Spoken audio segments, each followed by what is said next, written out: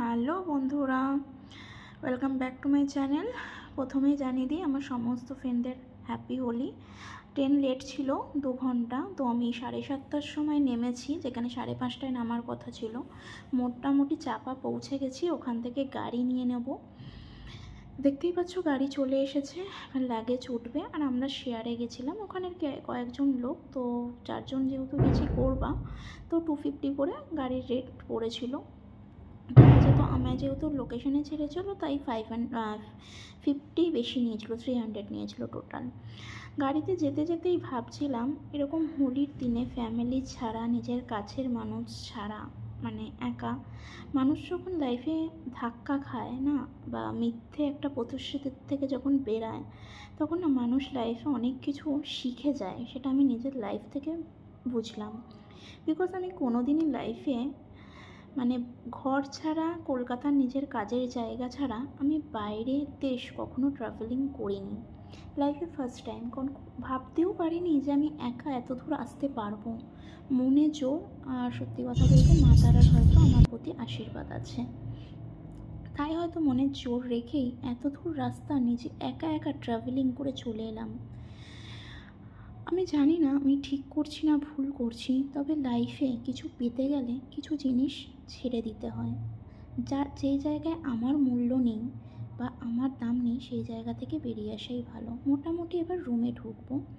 রুমে চলে এসেই দেখছি বন্ধুরা মোটামুটি ফিশ, তারপর ফিশ কারি, ওটা ফিশটা ফ্রাইয়ের জন্য রেখেছে, এখানে চিকেন হালির তেহার যেটা বলে, সব কিছু রেডি করছে। এবার আমি আমার রুমে যাই।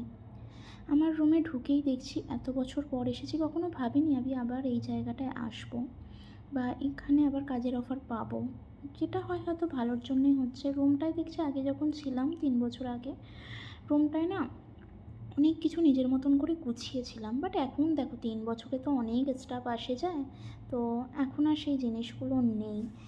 কিন্তু দেখে রুমটা একটু মায়াও লাগছিল, আবার মনে হচ্ছিলো যে পুরনো সব কিছু আমাকে আবার আগের জায়গাটায় আমায় ফিরে আসতে হবে। বন্ধুরা হাসাচ্ছে আর সবসময় একটাই কথা বলছে, তোর সাথে আমরা আছি, সবসময় যেন তোর মুখেই হাসিটা থাকে, এনজয় করবি, আর যেটা হয়েছে জীবনে সেটা ভুলে যাবি। এবার আমি ফ্রেশ হতে যাব, যেহেতু এতটা ট্রাভেলিং করে এসেছি। মোটামুটি স্নান করে এলাম, এসে এবার খাবো। তার মধ্যে ঘরটা গোছায়নি, ফ্রেন্ড বললো আমি গুছিয়ে দেবো, তুই ট্রাভেলিং করে এসেছিস যেহেতু, তুই এখন একটু রেস্ট নে, তারপর তো পার্টি শার্টি আছে, প্লাস নাচা গানা, হোলি মানাবো সবাই মিলে। আর এখানে প্রচণ্ড গরম, তাই কুলার চালিয়ে দিয়েছি, ফ্যানও চলছে, বাট ফ্যানের হাওয়া গায়ে লাগছে না। ছত্তিশগড় সবাই জানো কেউ কী হারে গরম পড়ে। তো এই দিক থেকে আবার বেরিয়ে একটু কিচেনে গেলাম, দেখলাম দিদিভাই, অনেক গেস্টও চলে এসেছে। দিদিভাই কড়াই তেল দিয়েছে, মাছ ফ্রাই হবে বলে। এদিকে চিকেন কমপ্লিট হয়ে গেছে আমার স্নান হতে হতে, এর সঙ্গে সঙ্গে চিকেন দিয়ে ভাত একটু খেয়ে নিয়েছিলাম। চিকেনটা ফ্রাই হচ্ছে, যেহেতু চিকেন ফ্রাইয়ের পরই আমি এদিকে আবার করবো, মানে নাচা গানা হোলি মানাবো, জন্য তাড়াতাড়ি করেই সমস্ত কিছুটা রেডি করছে দিদিভাই। আমি ওইদিকে তাড়াতাড়ি করে চিকেন দিয়ে ভাত খেতে বসে গেছিলাম।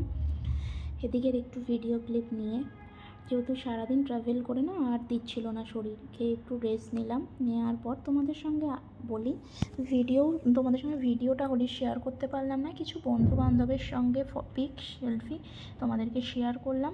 সবাই খুব হোলি খুব ভালোভাবে মানাও।